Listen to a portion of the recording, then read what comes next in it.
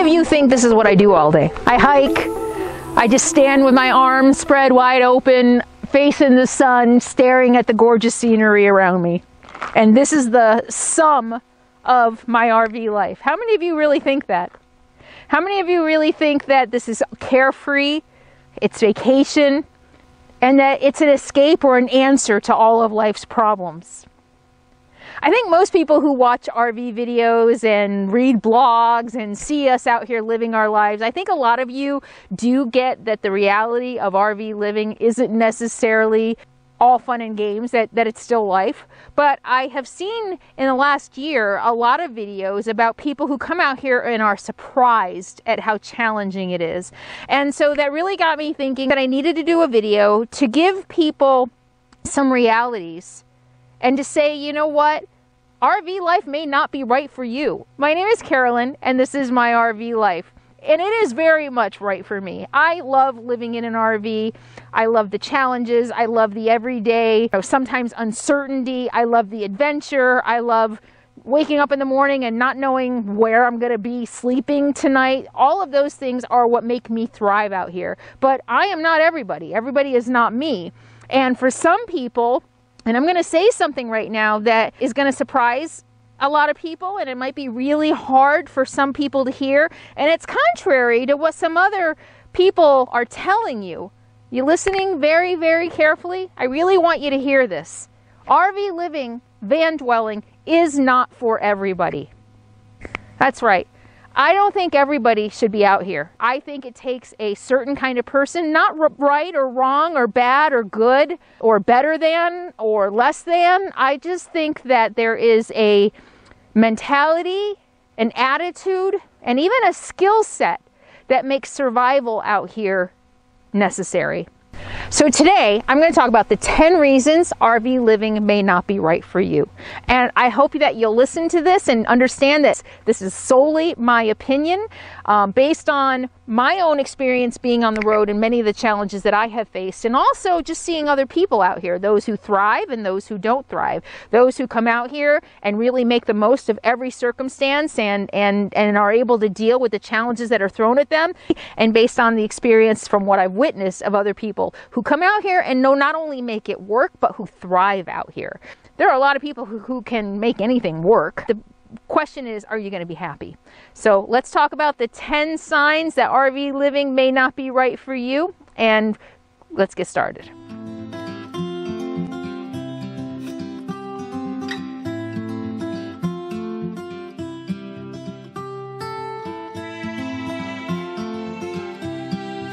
You know, and I want you to keep in mind, this is just my opinion, that everybody is different. Everybody handles things differently. Everybody's got different personalities, different life experiences. And this is what I'm saying is not the end all be all. But I do hope that this video gives all of you who are thinking about coming out here food for thought. Not everybody is meant to be a full-time nomad. I just really believe that. I hate to be the bearer of negative news. That's not what this is about. This really is just about getting you to think. I want to see people succeed in life. I want to help people. Just telling people anybody can do this and everybody should be out here, I don't think helps people. I think this is an option for a lot of people, but I don't think it is the solution. So I'm going to talk about that in a minute. Let's get started. All right, before I get started on the 10 things that I think everybody needs to consider before coming out to living a full-time RV or van life lifestyle, is a little bit of a disclaimer. When I talk RV living, I talk boondocking. For those who want to come out here and live on public lands, I think that life for those who are going to be going from RV park to RV park or exploring national parks is going to be quite different in a lot of ways from those of us who come out here and live on public lands. So when I talk about RV living and all of these things to consider before you come out here, I'm really talking mostly, I think, about boondocking. Although some of them are definitely going to apply even if you do plan on going from RV park to RV park, because a lot of the challenges that we face on the road are pretty consistent no matter where you live. You know, we're driving a lot, we're living in a mobile vehicle and all kinds of other things. So you ready to start? and start with the top 10 reasons RV life might not be for you. All right, I'm going to kind of count down from the easiest to the hardest. Or the least serious maybe to the most serious. All right, number 1. Or let's say number 10. Let's count backwards. Number 10, 10th sign that RV living may not be right for you is that your idea of roughing it is a 4-star hotel. Seriously, if you love the creature comforts of home, I mean, yeah, you know what? You can buy a $200,000 RV, like I said, and you can go out and you can go from RV park to RV park and have hookups and TV and hot shower and unlimited water and unlimited electricity. Sure, you can do that. But I think for most people who watch my channel and other channels, I don't really think in my other channels, kind of in my genre, you know, there are a lot of RV channels out there of families who are doing that. You know, they still make $100,000, $200,000 a year and they're driving these big fancy rigs. But I'm talking about the people who want to live the way I live. Yeah, if you need the creature comforts of home all the time, I don't think that this lifestyle is for you. Because I boondock, I conserve a lot of things. I conserve my electricity, I conserve my heat, I conserve my water, I conserve my hot water. I get cold, my RV rocks in the wind, things are dirty, and I'm going to talk about that. That's another one coming up. If you need all the creature comforts of home, I really think that you're going to struggle out here, because for me anyway, and again, this is just my opinion, you can totally take it with a grain of salt and take it for what it is, and you can disagree, but this is my opinion. I think for me at least, I came out here because I like the ruggedness. I wanted to be closer to nature. And I think that for the people who thrive out here, let's just say that, I think we don't need a lot of the creature comforts that a lot of other people need. Okay, so that was number 10. 10th sign that that RV living may not be right for you is that your idea of roughing it is a 4-star hotel. All right. The 9th reason RV living or van dwelling may not be right for you is that you've never spent a day outside in your life. You know, I say that a little tongue in cheek, but I've seen a lot of people talk about coming out here to live this boondocking life the way I do, who've never camped, who've never hiked, and they expect to come out here and thrive.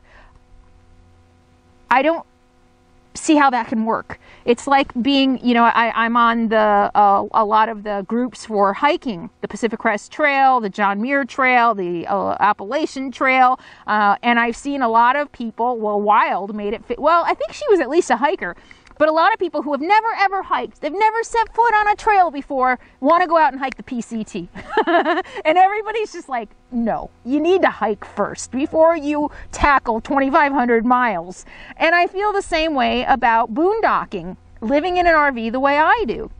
If you are not comfortable in nature, you're going to struggle out here. That's what this is about for me, and I think for a lot of people who come out here and thrive. And again, you know what? Anybody can survive anything, but it's not about surviving. You don't want to come out here and survive and be miserable. My goal is to help people thrive, and in part in doing that, I want to help set realistic expectations, and for you to understand, maybe take a look and dive in deep at your own. Get real, get honest with yourself and your own limitations.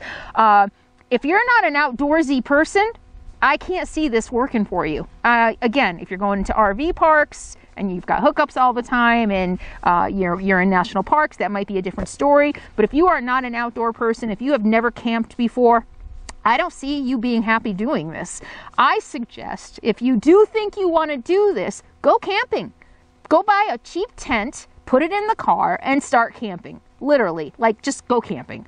Spend a few nights in the cold. You know, don't wait for the weather to be perfect. Get cold a couple nights. Go in the wind. Experience some rain. You know, really, we are more exposed to the elements out here than you are in a sticks and bricks. I was in a windstorm the other night, 40-mile-an-hour wind gusts. I'm finally getting used to it. You know, in the beginning, the first couple of years, it was really just annoying. I think it might even have scared me a couple of times when the winds were really, really bad. And 40-mile-an-hour gusts were pretty big the other night, but I've gotten used to it. I've gotten used to the rocking. I don't even notice it as much as I used to. But, you know, I was in there thinking, this is the reality of living in a tiny mobile home. You know, you don't feel the elements as much when you're living in the sticks and bricks. In fact, you go inside to escape them. And while you can escape them somewhat in an RV, not completely. You're more exposed. So that was number 9, that you've never camped or hiked. Number 8, the 8th sign that full-time RV living may not be right for you. You're a germaphobe. You hate dirt, you hate germs, you have to wash your hands 15 times a day, which you might be able to do, but go back to where I said I conserve water, I conserve everything, I conserve electricity and water, hot water, everything. So I don't even have hot water most of the time. I turn it on as needed when I take a shower usually. Being out here, dirt is a fact of life. Again, I lived through a crazy windstorm the other night. I looked out my window and air was just dirt. I mean, it was hazy with dirt. And so I've got a layer of dust on everything inside my RV. I sweep, and no matter how much I sweep, there's dirt in there. You know, for one thing, I'm living in a smaller space. It's dirty. It's dirty. And on top of that, you have to dump your black tank. So if you're a germaphobe, that might really freak you out. Sometimes you have to deal with poop. Sometimes your black tank is going to spill a little bit. You know, sometimes you're ankle deep in your own crap. I don't think I've ever told you that story, and I don't think I ever will. Yeah, I had a really bad accident one time, but that's another story. I'll tell you around a campfire when we meet. I really think that if you are highly sensitive to dirt and germs, I think that you are going to struggle living a boondocking RV life. Number 7, the 7th sign that RV living may not be right for you. Your whole life has been about playing it safe. I mean, that doesn't mean that now you decide you don't want to play it safe anymore, but if you thrive on routine, comfort, safety, if not knowing drives you completely batshit crazy, right? If you can't stand not knowing every minute of your day, where you're going to be, how it's going to go, this isn't going to work for you. It just isn't, especially boondocking. I mean, yeah, I guess if you're a super extra great planner, but even then, you can look up on freecampsites.net and say, okay, I found a campsite near the next place I want to go, and you get there and the road is worse than you thought it was going to be. It's closed. It's not open anymore. The reviews weren't current. It's rained and the road is out. I mean, if you can't handle things like that, if you really stress out, if you really need things to be safe all the time, and again, I'm not judging, I'm not saying that this is bad, I'm not saying that you're better than or worse than, I'm just saying that this is a reality, that you are not always going to feel safe out here. Things aren't always going to go as planned. Stuff's going to happen, not just, you know, breakdowns and things like that, but, you know, you're going to be in a spot that you thought was safe, and partiers are going to show up next to you raising hell, and you're going to feel unsafe and unsure, and you're not going to know what to do. A truck is going to show up and wake you up in the middle of the night. You're out in the middle of nowhere and their lights are blaring in your window, and you have to decide, should I stay or should I go, not really knowing what their intentions are. You know, I make all these videos about those instances of things that happen to me to show that our brains go crazy, and that most of the time nothing happens, right? That we're trained to fear strangers. We're trained to fear, you know, bumps in the night, because we're trained that way, and most of the time things don't happen. But we can't just automatically stop those tapes. We can't just say, okay, I'm going to go live in an RV life after a life of living it safe and never taking any chances and never taking any risks, because risk freaks me out and I get really stressed out and I have panic attacks and anxiety disorder, and I'm going to go live in an RV and everything is going to be better. No, it's going to be worse because there's a lot more uncertainty out here. So that's a pretty big one, and I hope that was heard and received in the spirit that it meant. But it's not dangerous out here, but you do have to be cautious, and there are risks. Period. There are risks. They're not as blown out of proportion as a lot of people want you to believe, but there are risks. And especially the first couple of years, until you kind of get used to the flow of being out here, it can be really scary. Okay? That was number 6 sign that that RV life or van dwelling may not be right for you. That you play it safe, and that you are more comfortable with, there's a word I'm looking for, consistency and safety all the time. Okay? Number 5 reason that RV living may not be right for you. You hate to be alone. Not everybody who comes out here is going to be alone. You know, there are couples and families who are going to be out here. But even then, I mean, you You're either a solo person like me, or you're a group. You know, you're a little social group. You're a family, you're a couple. And even in those little groups, you can feel isolated. And if you are thinking that you're going to come out here, because I've heard other people say that, you're going to come out here and make the best friends you've ever made in your life, and you're never going to have to be alone again. You know what? Absolutely, yes, that can happen. And I know that some people really want to help you make that happen. But for those who are scared to death of going and meeting new people, that can be a huge, insurmountable goal in some cases. And I know that, you know, there are people who are really doing their best to put people together so that people don't have to be out here alone. But if you're coming out here to escape being alone, thinking that you're going to make instant BFFs and you're going to travel together and blah, blah, blah, yes, for some people that happens. Yes, you can go to the RTR, you can join a caravan, you can join escapees, you can go to RV parks, and you can make friends and you can find people to travel with, you know. And it's almost kind of like, this is reminding me a little bit about like one of the complaints about Facebook, or even I think the sociology of Facebook, is that we're all starting to feel worse about our lives because everybody posts their best stuff online, right? On Facebook. Oh, look at me, I'm on vacation in France and I'm at the Eiffel Tower, and oh, look at, I'm having friends dinner again with my BFF and it's this beautiful meal, and oh, look at my beautiful mother and my I mean, really, right? This is what we see on social media. And I think oftentimes in the YouTube world, we see that too. We see the best moments of everything. We hear the best moments of everything. I have tried to be extremely realistic about traveling alone. Of course, I travel. I choose to travel alone, and I pick company very selectively. But I think that there might be a misconception sometimes that anybody, no matter how introverted you are, how shy you are, anybody can go out and instantly make best friends. And I don't think that's true. I think a lot of us struggle. We get anxiety about going into groups alone. We get out here and we say, why isn't anybody helping me? Why? You said you would help me. You said there would be plenty of people out here who wanted to be my friend, or who would talk to me, or who would take me under their wing. And unfortunately, that's not the case. That, and I'm going to get to that in a minute. Yeah, the next one. Sometimes you just have to be alone for a while before you fall into a group, before you meet the right people, or whatever that is. So I just want to say that for number 5, that if you hate to be alone, if you're scared to death to be alone, if the thought of being out here by yourself just absolutely terrifies you, and you think, I will never have to spend a day alone out there because I'm going to meet people, I don't think that that's accurate. And I think that you might need to rethink that. Again, my experience, my thoughts, yes, there are people who come out here and they hook up with people, you know, within the first couple of days or first couple of months, but I don't think that everybody can do that.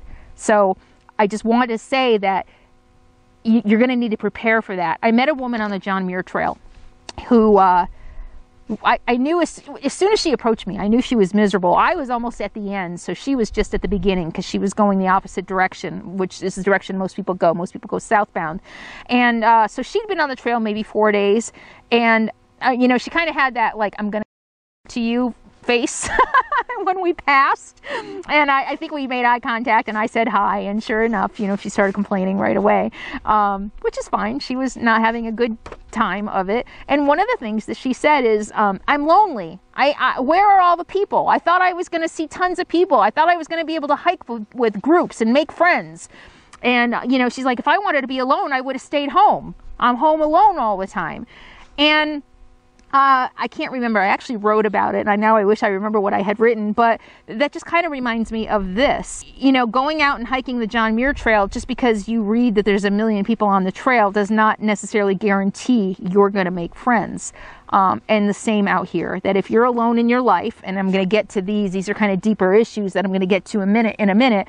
But if you struggle with relationships, if you struggle with meeting people, if you struggle with putting yourself out there in your everyday life, that's not going to go away once you hit the road. And so if you are heading out alone, you know, and whether that's solo or even whether that's in a family or as a couple, and you your success or happiness out here is dependent upon, and you expect to meet other people, I just want to let you know that they may not happen right away. It may not happen ever. but it may not happen right away. And you might have an adjustment period, and you might have to learn to live out here by yourself for a while. And again, if that is you, I would suggest going out camping. Go camping by yourself. Go for a road trip by yourself. You need to practice being alone on the road, on the trail, you know, in public lands. You need to practice all that before you come out and live it. Before you throw everything to the wind, before you give everything up and sell the house and get rid of the apartment and I'm going to do it. I think it's a huge mistake. You need to practice some of these things. Take baby steps. And that brings me to number 4. The 4th sign that RV living, boondocking, van life may not be right for you. You're not necessarily the most self-sufficient person in the world. And again, I don't mean this as an insult or a judgment. There are just some people who need other people more than like the loners do. It's not a judgment call. If you work better in a team, you get really stressed or you get really anxious when things go wrong and you need help to soothe you. You know, maybe you're not at the point where you can do self-care and self-soothing and you've relied on somebody your whole life. Maybe you've relied on a partner all of your life to help get you out of difficult situations. Coming out here and trying to do this on your own is not going to work. If you're coming out here and living solo, you need to be self-sufficient. You need to be able to troubleshoot yourself. You need to be able to know where to go for the right resources. You need to be able to think on your feet. You need critical thinking skills. Again, you know, when you're in the middle of nowhere, in the middle of the night and a truck comes and his lights are flashing and it sounds like they got shovels, you need your critical thinking skills to kind of really talk yourself through, okay, really, what is really going on here, okay? And also self-awareness and self-care. My mind is telling me that they're up to no good. You know, oh geez, I've watched too many horror movies, and I've actually watched no horror movies. I don't like them, but I've listened to the news so much. This can't be true. The chances of this happening are 1 in a million. It's really, what could they possibly be doing? Maybe they're hunting. Maybe they're throwing their garbage away. This is the critical thinking, the self-care, the self-soothing that, in my opinion, is required if you're going to live out here by yourself. You absolutely 100% undeniably need to be self-sufficient. When you're out here on your own, and again, I've seen videos of people who want to blame other people. Nobody took care of me. Nobody was there to help me. Nobody was there to do this for me. And I thought, you know, there was going to be a community, and I thought that I'd be able to do this and I'd be able to do that. Yeah, you know what? That's all there if you are self-sufficient enough to go after it, but not everybody is. Some people just maybe don't have the motivation. They need other people to motivate them. They don't have that within themselves. They need outside influences for motivation and to move forward when shit gets tough, right? Not everybody can do that. You know, you could be living in a sticks and bricks. You could be living alone. Most likely you've been there a while. You have a routine. You maybe have your friends. You maybe have your family who checks on you. Maybe you even have your neighbors. You know, you go to the same store every day. You go to the same doctor all the time for years. You do the same things every day. And this has been your life for the last 10 years. And you don't really need to think about it too much. Coming out here and having to think about your life on a daily basis is going to be tough. It's just the only way to say it. It's going to be tough. So you need to be able to take care of yourself. You need to be able to think critically. You need to be able to troubleshoot. You need to be able to self-soothe. Know how to practice self-care. Perfect example, my dog died, and I was in the northern Yukon, out in the middle of nowhere, and I had to deal with this pretty much all by myself. Sure, I could call friends, but in the end, what could they really do? So being able to take care of yourself no matter what comes along is really critical out here. Number 4, we're counting down to number 1, remember? So the 4th top sign that RV living nomad life is not for you is that you lack self-confidence and self-reliance. Kind of is a little bit similar to the one I just talked about in being self-sufficient, but I think self-confidence and self-reliance are a little bit different. Confidence means that knowing that no matter what life throws at you, you can handle it. You can take care of yourself. You can get out of it. And I see so much a lack of this in a lot of the comments and a lot of the questions that I get. Oh my God, what would you do if you break down? And oh, what would you do this? And you know, and a lot of fear and a lot of not really feeling confident that if you were in that situation, you would be able to handle it. Yeah, some of that comes with planning, right? You need to be able to plan. You need to be able to think ahead. Again, you need that critical thinking, be able to work out every case scenario. What if this happens? What if that happens? But I think in the end, it comes down to self-confidence and trusting yourself. And I'm going to call that, and I guess I called that self-reliance, but you need to be able to trust your gut. You need to be able to trust your instincts. You need to be able to be confident, self-reliant in the face of adversity. That guy who approached me on the highway of tears, if I didn't have the confidence and the self-reliance and be able to, and I think the confidence in trusting my gut and knowing that my gut, the little pricklies in the back of my neck were standing up for a reason. If I didn't have the confidence and the self-reliance to trust that, I could very well not be here right now. And so having confidence in your ability to take care of yourself, having confidence in knowing that no matter what life throws at you, you can handle, I think is another critical skill that you need to be successful in RV life. The third sign that RV life may not be right for you, RV or boondocking life, you are on an extremely low income. You've got no way to earn money. Maybe you're disabled, maybe you're past working age. You are on an extremely, extremely limited budget and you've got no savings. You've got no backup plan. You've got no emergency budget. That's a recipe for disaster. And I've seen that over and over and over again. I think the trap that people fall into, that I fell into, is coming out here buying an old piece of crap coming out here thinking, oh, I'm going to save so much money because I'm going to live on $600 a month, because those are the videos you're seeing. $600 a month. I make $800 a month. That means I'll be able to put $200 a month towards an emergency fund. Well, that doesn't happen. And before you know it, you've been on the road 8 months, your transmission blows, and you're stuck. You've got nothing. You've got nowhere to go. You've got no backup plan.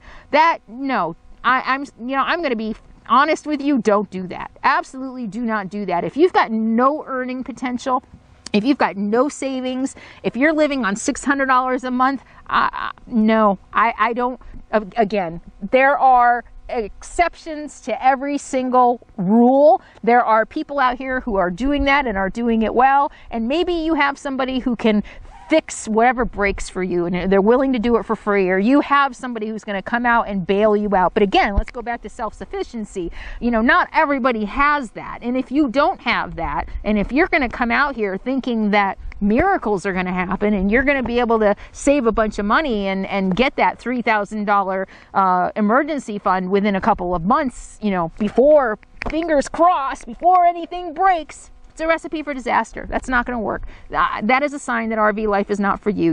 You either need to wait a while until you can actually save. And I know that's a double-edged sword, right? You want to come out here because you can't save because you're living in an apartment that's eating up all of your income. But you know what? That's not going to be any different coming out here. I really don't think, again, there are exceptions to every rule. People are probably going to challenge me on that, and that's fine. If it has worked for you, leave your comments below and let other people know how that has worked for you. But I think that those might be the exceptions for people who came out here on $600, $800 and thrived. And I'm not talking just surviving. We can survive anything, you know, we're resilient. But do you want to come out here and be miserable and just survive? No.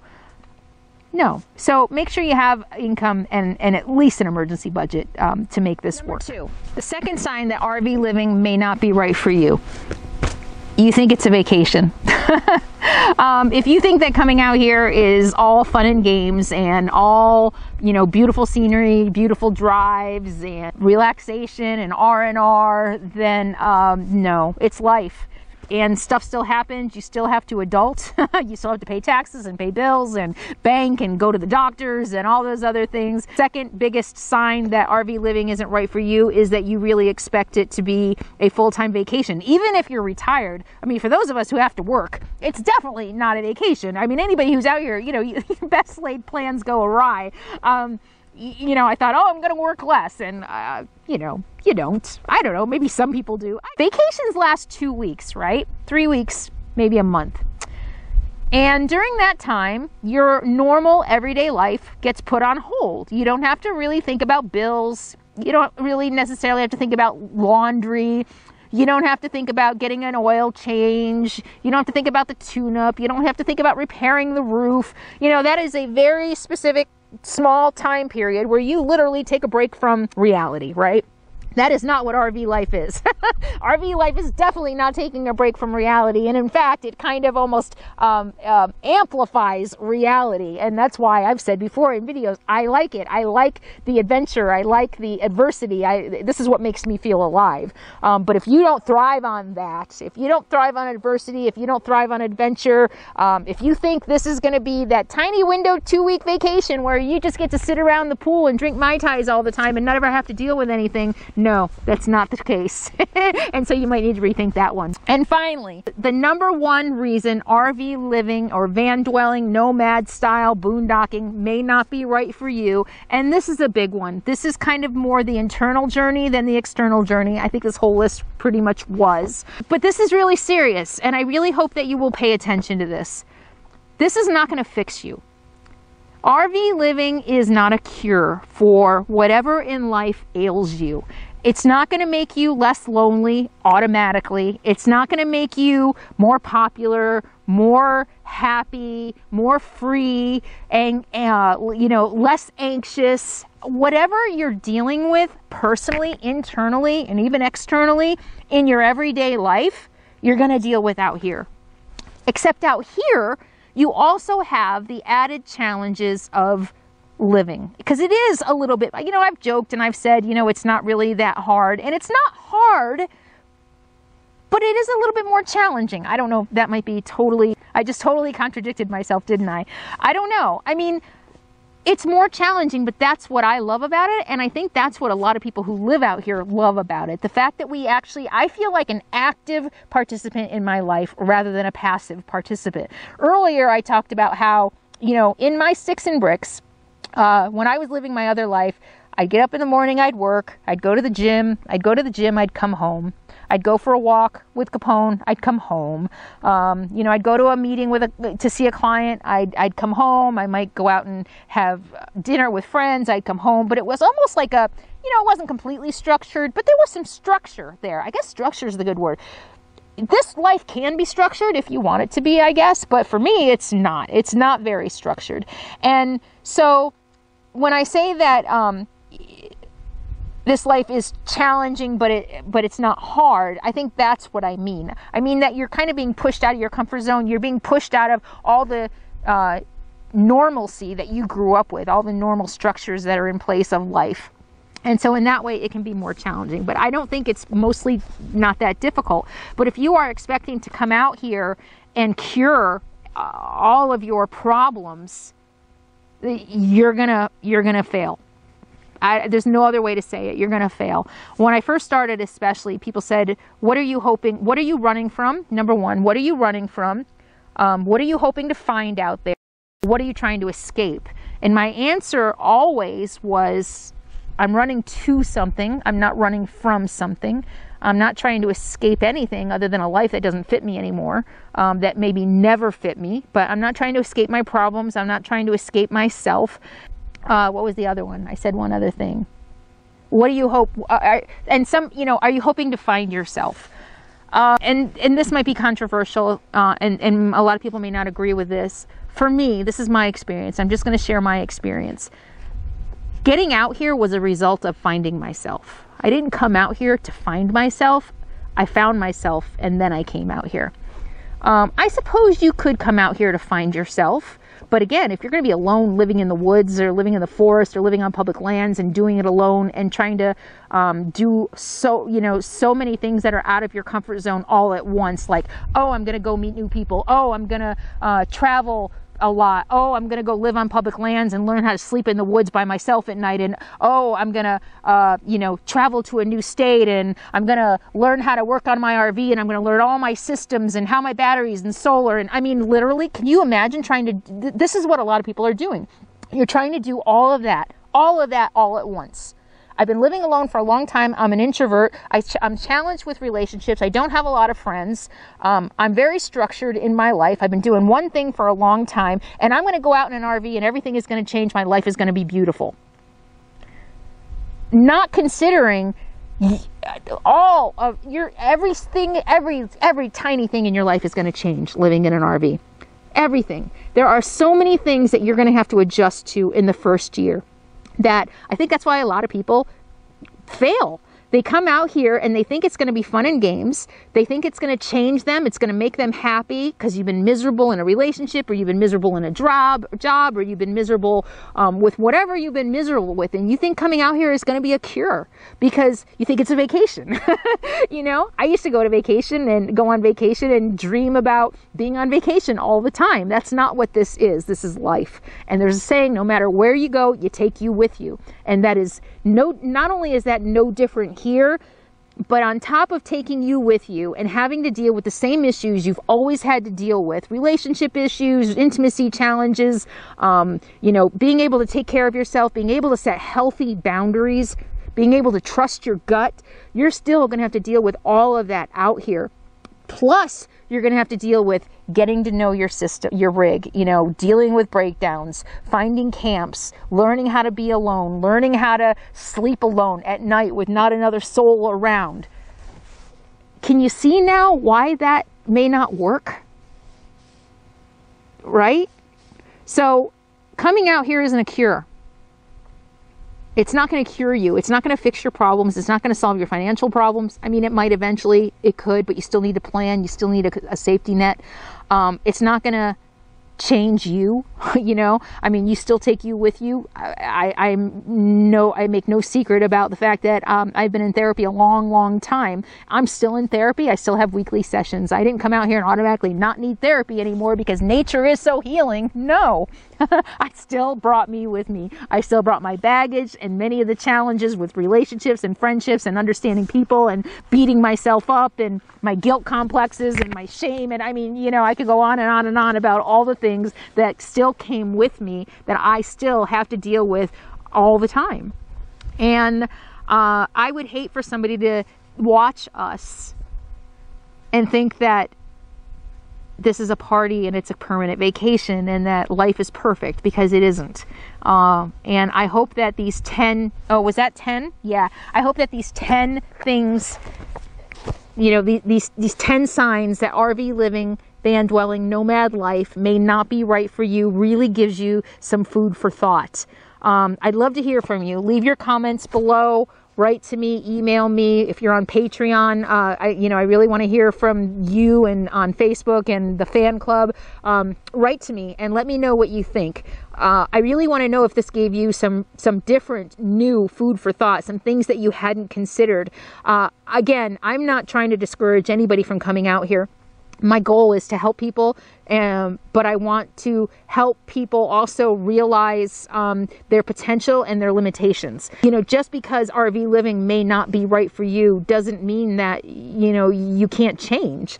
Maybe it looks different. Maybe it means moving to a new town. Maybe it means buying a piece of property, you know, on a farm, or maybe it means a new job or a new partner. Maybe it means going to therapy and learning how to take care of yourself and self-soothe.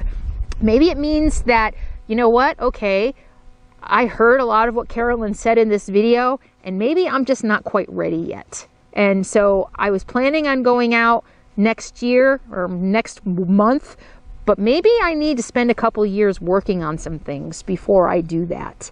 That would be my biggest suggestion.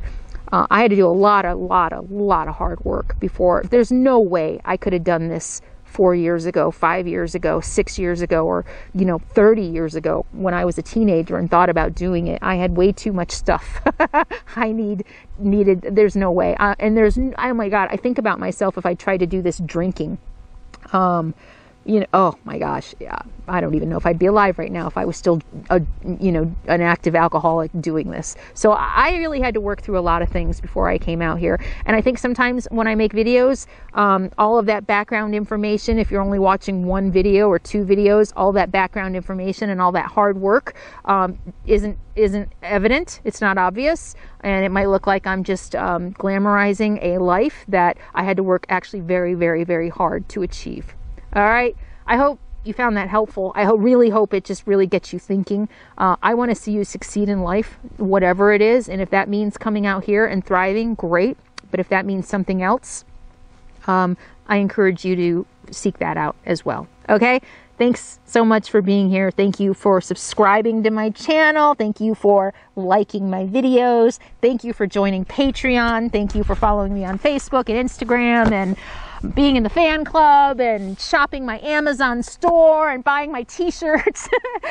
Just all the things that you do to support my channel to help me keep making videos so that I don't have to go back to marketing consulting. I really appreciate this. And I really appreciate you giving me the opportunity to be able to share my life and my experience with you, and hopefully to help people. Let me know what you think about this, okay? I'll see you all soon. In the meantime, be happy, be free. I have set my sails on fire and watched my vessel sink,